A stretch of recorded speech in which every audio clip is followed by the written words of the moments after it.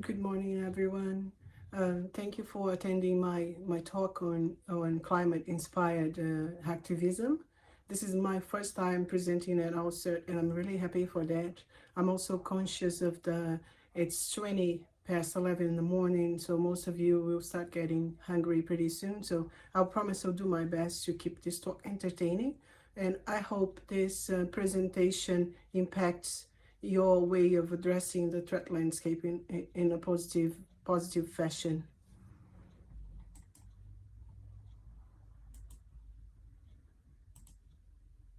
Just a quick disclaimer before we move ahead.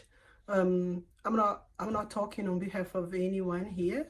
Everything I say, it's just my present past experience, my career background, and my way of observing the world out there. And also, I'm not judging any activity, neither the aviation industry or the climate movement. I'm just analyzing this scenario as a threat landscape scenario for the aviation in current times.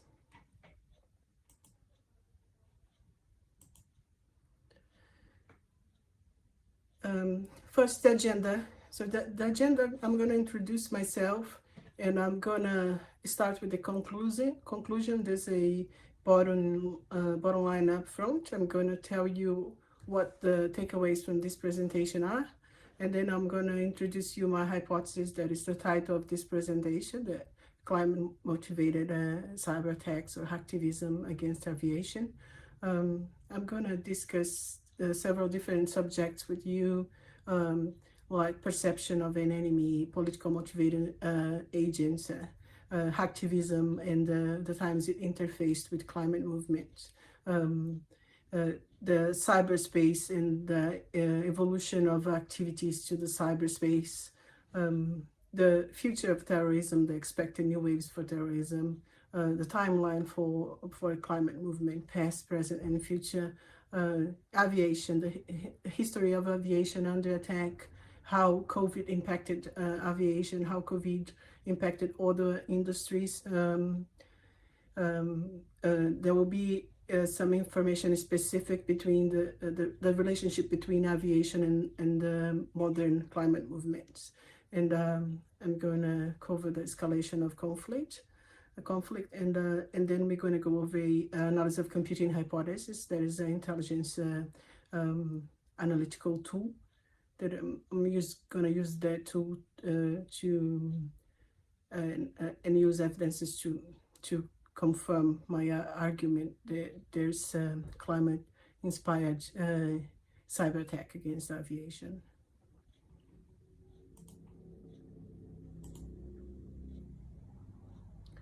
So myself, my formal education, I'm a information system specialist and a computer engineer. And then I have a few post-graduation degrees in forensics, knowledge management, international conflict, network security, engineer systems for submarines and more related to maritime. And the most recent one is this master degree at Macquarie University that is on cybersecurity, looking at policing, intelligence, and counterterrorism.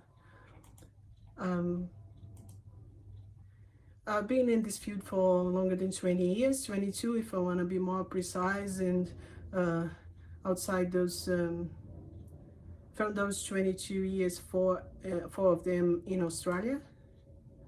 And I have experience in both public and private sector, including the military, critical national infrastructure, maritime, and the financial sector. I currently work for RightSec.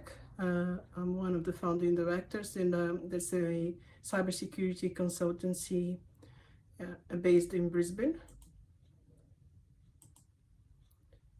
One of RightSec's client is Virgin Australia, where I'm currently their virtual CISO as a service. I've been with them for longer than 1 year.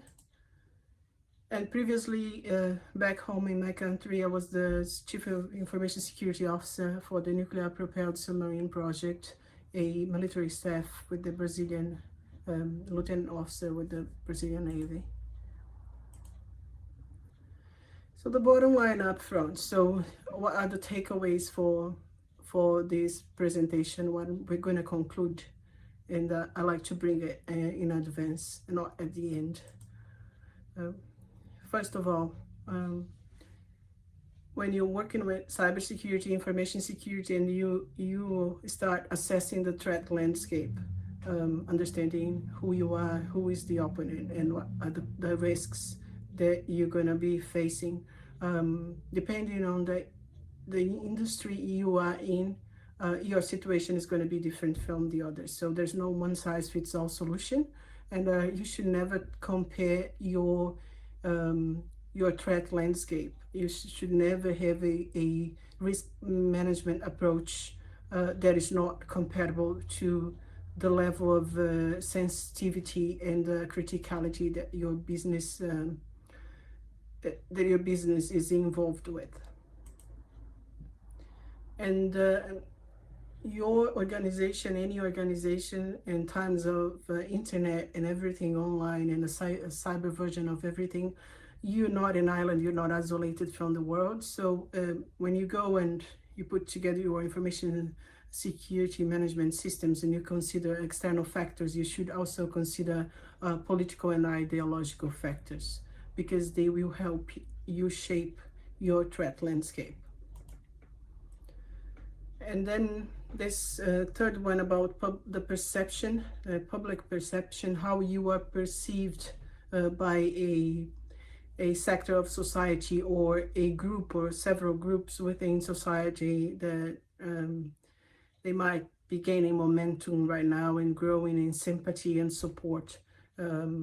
How modern political and ideological movements sees you, and that this understanding of how people perceive your organization will inform who your threat actors are. Like if you're going to have a library or a register of threat agents, the way the world perceive your organization and your activity is relevant.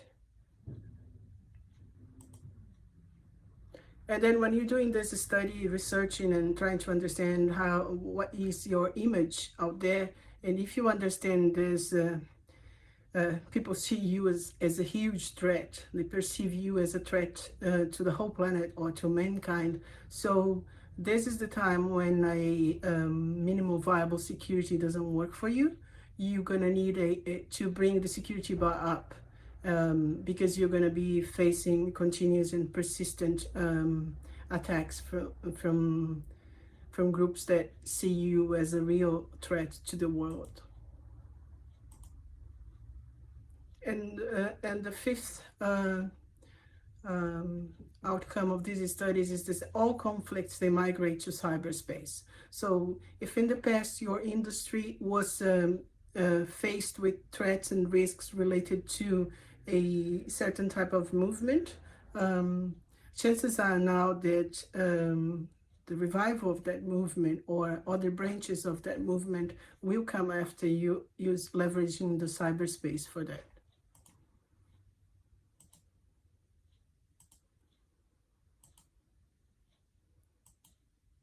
So what is the hypothesis that I'm defending with this presentation here? What am I arguing?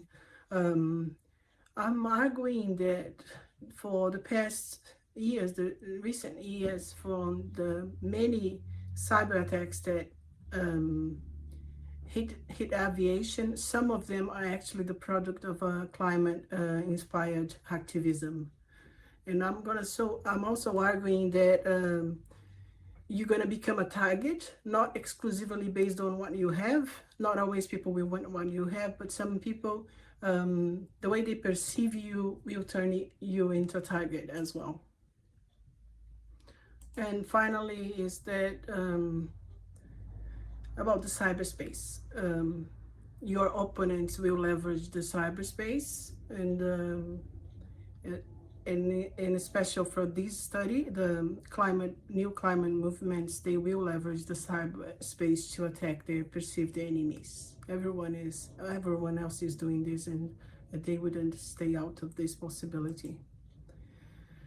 Talking about perception and perceived enemies, like it's important you understand yourself. Going back in time to the art of war, like understand yourself and understand the opponent and understand the battlefield. And when you understand yourself, it's important you define your most critical assets and you protect your assets, because indeed some threat agents, they will want what you have.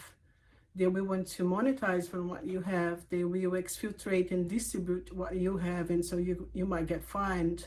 Some potentially malicious inside.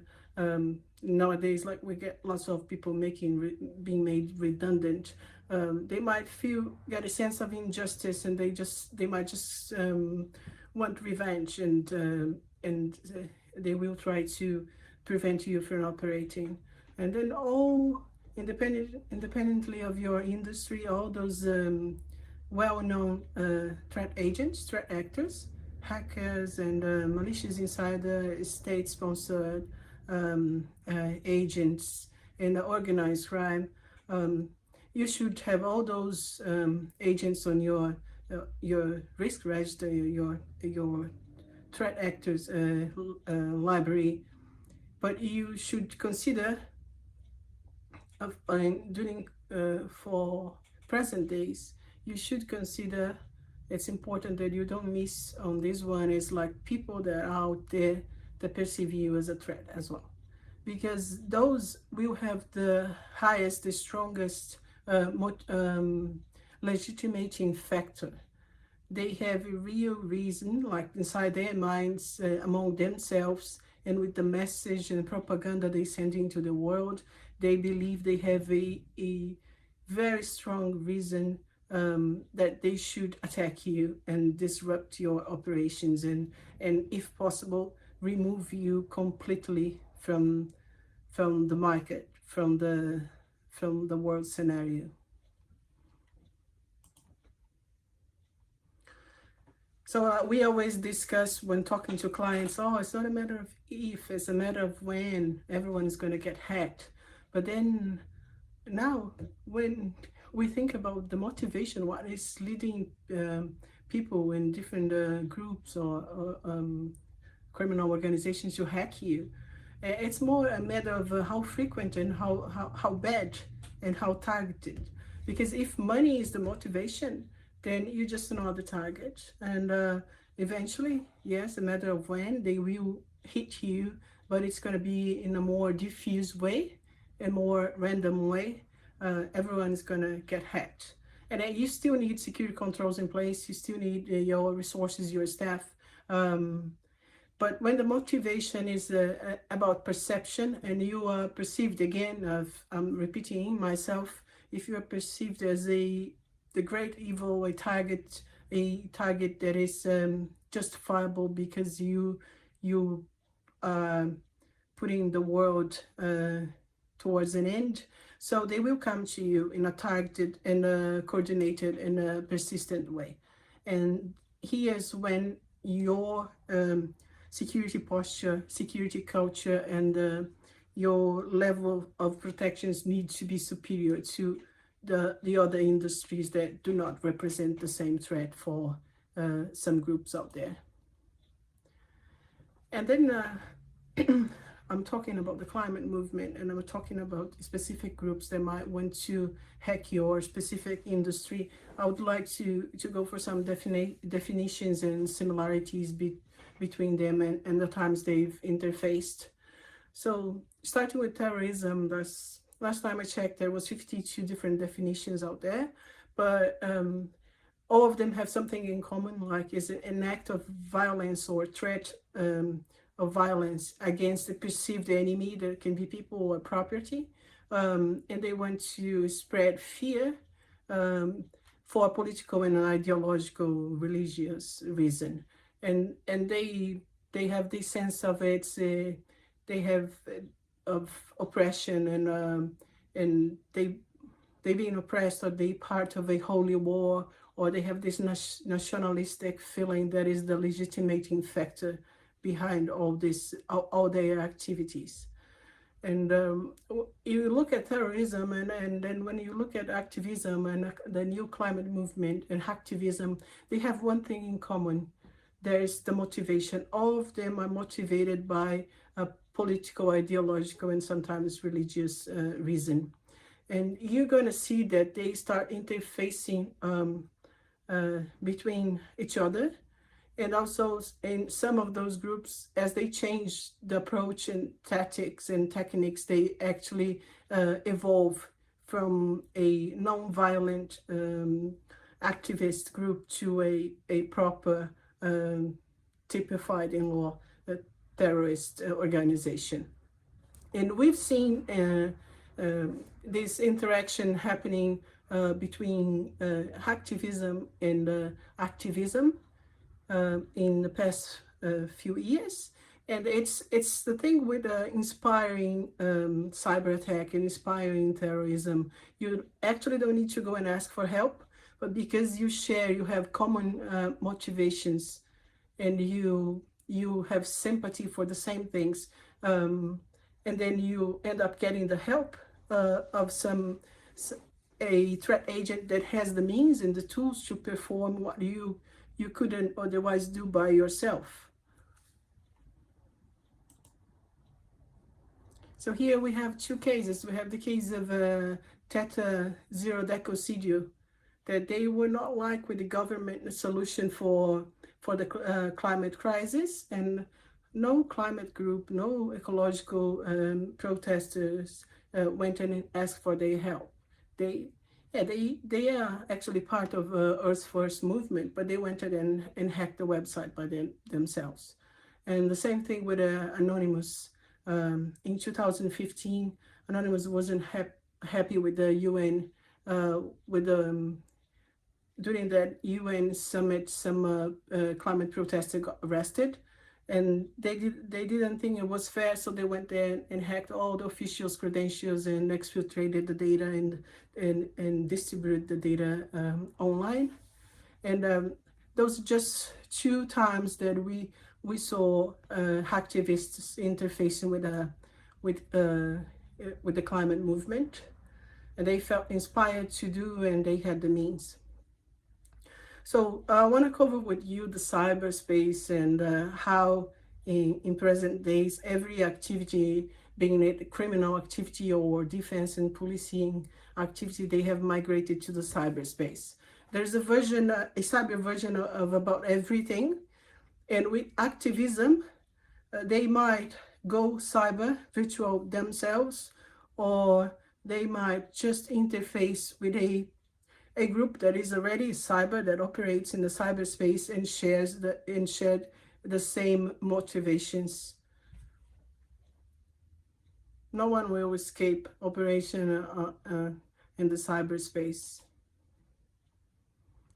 So okay, I'm talking about ecoterrorism and chances of the climate movement escalate to ecoterrorism and this interface with hacktivism. So why I'm talking about it, I'm not just making up things from my mind. When you go and study the future of terrorism, you have ways of approaching. You haven't seen the future, so it's a bit complicated, but you go and look at the past. You learn with the past. George Santayana, this American philosopher, said longer than 100 years ago that those that don't learn, don't remember the past, they are condemned to make the same mistakes over and over again. So the past is going to show you, going to give you evidences and indicators. It's going to show you modus operandi and spatial temporal patterns. You look at the past and you can tell a specific group operates in this specific geographical area, and they have this modus operandi, and they actually go, they search for specific targets. So you can anticipate what's going to happen in the future based on what has happened in the past. And you need also to observe the present, and it's really important to be always on. You need to understand the world around yourself, read, get updated with news, subscribe to feeds, and take some time in the morning every day and understand what's happening globally. Because any organization, either if you work for an organization or you are the security advisor for them, you need to to understand external factors that might be impacting you. And then you might learn about a specific group that's gaining momentum, that's is going stronger, and parents are taking kids from school to protest. Everyone like them and they hate you, so you need to be ready to protect yourself and for engagement. So with research, to understand the future, you go and connect the dots, and you can do you can project the future and do forecasts and understand what the new threats and trends. And so far, what we can find for most of researchers is that the new waves, the new trends in terrorism are going to be about green terrorism and cyber terrorism. Um, but still, no one can tell how soon and how much they will fully leverage the cyberspace, and they will start for cyber terrorism or for green terrorism in interfacing with hacktivism. Those are unknowns, and then you cannot tell for sure. But there's a way of addressing the future when you have sparse information and you have lack of indicators. Um, it's okay to be creative. Most of people, when you talk to them about terrorism studies and intelligence studies, they will think this is very scientific. You either have numbers or you don't have it. It's actually not like this. You can predict based on intuition work in this field. You just need to go there and gather indicators that will corroborate with your intuition, and then you have an indication, and you go in further and assess that line of reasoning that you had. Personal opinion, like expert opinion, matters as well. You can get someone with 50 years of experience, and that person might be able to understand indicators and and have an idea what's going to happen in the future. And for when you're working, trying to project the future, and you don't have enough data, and you don't want to risk. There's the risk of a confirmation bias. Like you think that someone, this might be the new wave for terrorism, or those guys might be behind attacks to this organization, and you define inside your mind that those are the threat agent, and you just go and try to find evidences and data to confirm that. And then it's your bias, and you keep going, and when you realize you've gone too far, and you miss the real point. So one thing that I'm going to do with you at the end of this presentation is a intelligence analytical technique called analysis of competing hypothesis, and then we can avoid confirmation bias. And the other approach is what if technique. That is, what if analysis is largely used for business nowadays. It's just you start asking, what if the climate movement start interfacing with hacktivism? What if those climate change groups go from very pacific, no-violent people on the street straight to sabotage and physical attacks? And then you again try to find indicators that this might happen, and you're going to dismiss the ones that you cannot confirm.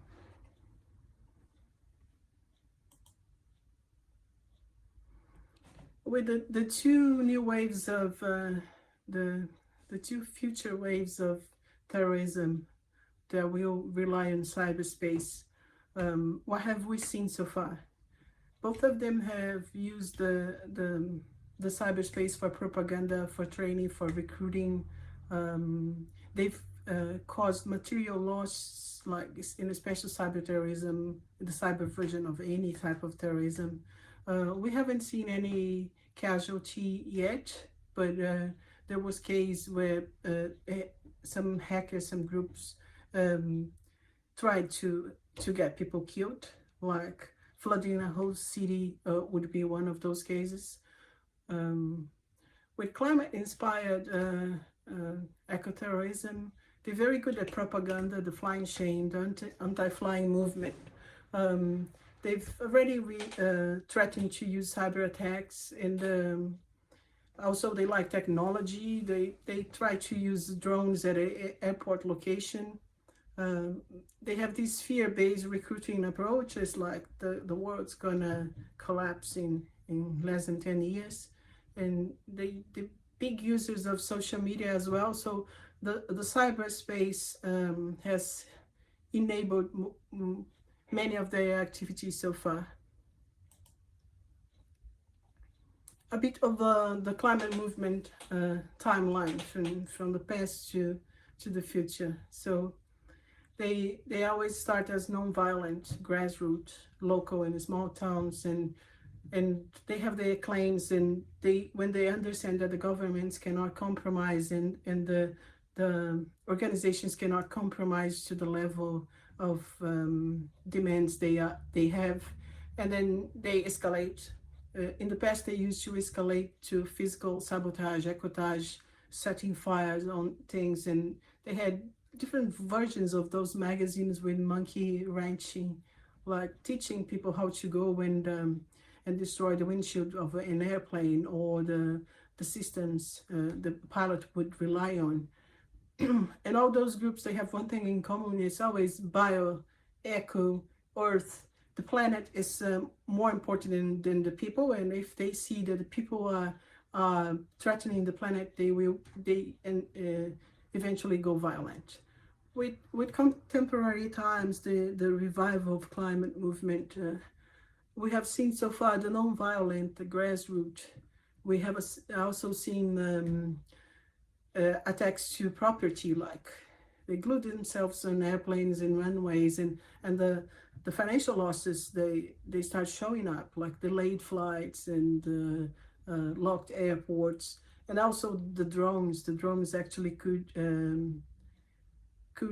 drones flying where airplanes are flying. There's even birds can be dangerous at those occasions. So there was risk to life there, and also those in current times they inspire cyber attacks against the organizations that they perceive as a threat, and against the government, and they've threatened themselves of using cyber attacks. What's going to happen in the future? So again, no one can tell for sure, but if you study and research, you're going to see there's this potential for the interface, a more persistent and continuous, consistent interface between the climate movement and hackers. And all the sabotage and the disruption that were performed physically back in time, it will migrate to the cyberspace. And we know that hacktivist groups, they are very good with DDoS, web defacement, data theft, and distribution. And also the tools that the hacktivists had available for them were not very sophisticated. But since now on the internet you have botnets for hire. There's after all those leaks and NSA tools, many government intelligence tools got weaponized, and they are available. The algorithms, the codes are available for everyone on the internet.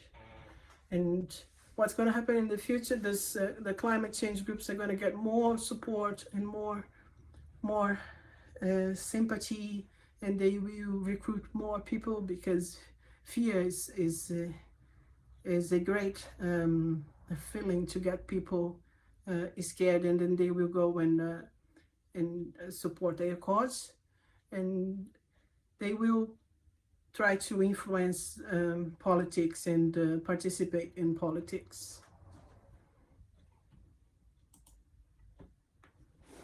Here's just one slide showing like the life-threatening tactics that they resort to. Before discussing the relationship between aviation and those climate movement groups, let's talk about aviation per se. So for the past 4 years, a little longer, aviation has been continuously under attack. And in parallel to this time, there was a new climate movement appeared, and new legislation, climate legislation, and the Paris Agreement. Um, and it might be just a coincidence, but it happened in parallel. And when 2020 came, and there was and COVID-19 hit the world, the hacking activity against aviation reduced a lot. You can go and Google. You're not going to find one prominent attack against a prominent airline, and it was different for the past years. There's many and many, like in a continuous fashion. What happened since COVID is the aviation is grounded, and they're not polluting. So maybe the perceived activity that those climate-inspired hackers, the activity that was perceived as an evil, it's absent now. If the motivation was not financial and they were motivated by the way they perceived aviation, and it was not only airlines under attack, like giants like Sabre and Amadeus, all those booking systems, and even Aviation ID Australia, and all many facilitators for traveling, and they were all getting hacked, and it's now not happening. At least it's not public. And then you might say, okay, it was only hackers, Virginia, and they had financial motivation, but they feel sorry for aviation now. So one thing that I've learned long ago is that hackers and organized crime and criminals in general, they don't feel sorry. They have no conscience. They don't feel sorry for anyone. And you can see, if you look for the numbers of a cyber attacks during COVID times, it's like, you can read the news I have on this slide, like 5-fold increase. And they hacked the hospitals that are treating COVID people that fell sick with COVID. They hacked the labs that are studying new vaccines.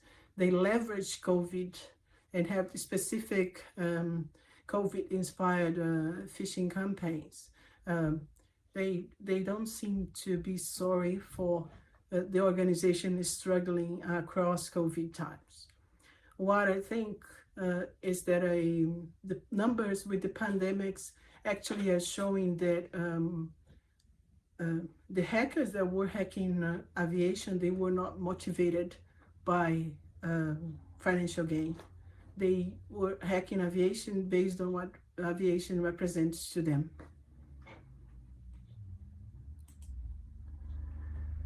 And then, hey, Virginia, what happened to the supply chain? Because those guys also don't like the supply chain. They don't like mining. They don't like oil facilities. They don't like the nuclear field. So the supply chain is busier and busier. No one stopped eating. The trucks are on the roads. The container ships are still sailing, and they being smashed with the cyber attacks. They're being hacked, and this presentation is going to be made available for you. I'm aware of the time, so you can go and read by yourself. And if you say, oh, but those are ransomware attacks, some of them are ransomware attacks. Yes, everyone can hire a ransomware attack today. Everything is accessible in the internet. So now it's the relationship between aviation and the climate movement. Here's what climate movement thinks of aviation and what they want governments to do in relation to aviation. They don't like the tax benefit aviation has. They want a carbon tax applied to even to passengers, and they want passengers to be able to fly a international flight only once each 2 years. They think the frequent flyer program should be banned because they award polluting activity. They've singled out aviation, and they perceive aviation as an enemy, and they have this strong propaganda and anti-flying movement, like blaming and shaming people. And they have goals of net zero emission by 2025, which is not feasible for aviation. And when the UK government tried to help the aviation industry, some airlines, to recover from COVID. They said if you help them, if you bail them out, we're gonna hit you with cyber attacks. So it's clear that they have something against this specific industry. And I just want to show you some slides with the news. It's all about threatening with cyber attacks and propaganda, flying shame, saying that aviation is #1 in polluting activities. And they have claims, they have demands, and unfortunately the governments cannot fulfill their demands. The governments are planning for net zero emission by 2050, and they're working hard. They have different projects, they have decarbonization, they have other measures in place, but it's still not compatible what they want, and they want it by 2025. That is like a few years from now. And what would happen if they cannot get to an agreement? There's no compromise. I want to show you the past and the present of warfare, how warfare used to escalate in the past. So in the past, there's a country that is doing something that is not acceptable, attacking the neighbor, and then the rest of the world get together and have a diplomatic conversation with them. Okay, they just ignored. And then they start with more lenient measures like some embargoes, commercial sanctions, and if and they check, okay, are you going to stop now? If they say, okay, we're going to stop, then move on, everything's good. But if that country would insist in continuing with that unacceptable operation, so the rest of the world would resort to physical attack. And the conflict would escalate from the very lenient commercial measure to a physical attack. And nowadays it's slightly different. They go with the diplomatic conversation and they go to sanctions, and if it doesn't work, and then they move to the cyberspace, and from the cyberspace, if it still doesn't work, then they go to physical attack and maybe coordinate with cyber attacks. What would happen to those demands from the climate movement? They cannot be fulfilled by 2025. So there's few options. There's this conversation diplomatic with the government. They try to increase taxation to make it too expensive for people to fly, and then it fails. Would they jump straight to physical attacks and sabotage against airplanes, or trying to bomb to try to bring down a few aircrafts? I find it the less likely option. They wouldn't escalate directly to physical attack, but what I think that is very possible and highly likely, that they will resort to cyber attacks, because cyber attacks can cause all the damage. Like if you prevent someone from operating, if you exfiltrate and distribute data, that organization is going to get fined. They're going to not being able to operate and being fined. There will be lots of financial loss, and plus the reputational losses. And as a worst case scenario, if they start hacking connected airplanes, and there could be casualties, but I don't think it would escalate so fast to that point. And here, just so you understand where I'm coming from, let's look at this analysis of computing hypothesis. What do? You list all your hypotheses of who could be a perpetrator, the threat agent behind a specific attack, like persistent DDoS. For 12 months now, aviation is under attack, and each airline is getting at least 3 DDoSes per month. And no one is calling to ask you for money. There's no extortion. They just want to prevent you from working. And then you go to your threat agent library, and you list all the threat agents that you have there. Don't go straight to one. Analyze all of them, and then you're gonna assess them against several assumptions. So this this threat agent has the motivation to attack us. And if you find data that are consistent with this assumption, you say yes, consistent. Um, this threat agent has the means to attack us with DDoS. Yes, if you find the data. And then there's you have another assumptions. There are indicators. There is the modus operandi of this threat agent is compatible with the attacks we are suffering now. And then you go and list all the consistencies and inconsistencies, and you go and start eliminating the hypothesis that has the most inconsistent data, and then you eliminate the second one that has most inconsistent data until you get to the one that has more consistency. But you make sure you assess all hypotheses against all assumptions, and you can have as many assumptions as needed. And this is a very simplified version of a analysis of computing hypothesis. And I have passed the limit time already. And thank you for watching until the end, for the ones that are still around. And you can find me on LinkedIn. I'll be happy to respond to any questions that you might have. And thank you again. Have a good one.